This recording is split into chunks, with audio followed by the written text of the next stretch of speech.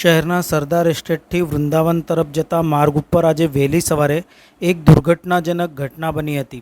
વડોદરા મહાનગરપાલિકા દ્વારા પાણીની લાઇન નાખવામાં આવ્યા બાદ માર્ગનું યોગ્ય સમારકામ કર્યા વિના તેને જાહેર વહીવટ માટે ખુલ્લો મૂકવામાં આવ્યો હતો।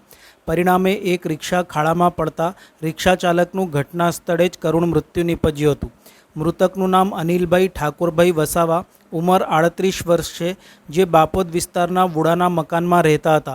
અનિલભાઈ પોતાના પરિવારના એકમાત્ર કમાવનાર સભ્ય હતા।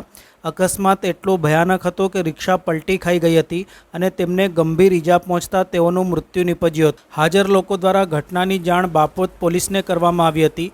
પોલીસ તાત્કાલિક ઘટના સ્થળે પહોંચી અને મૃતદેહને પીએમ માટે એસએસજી હોસ્પિટલ ખસેડવામાં આવ્યો હતો।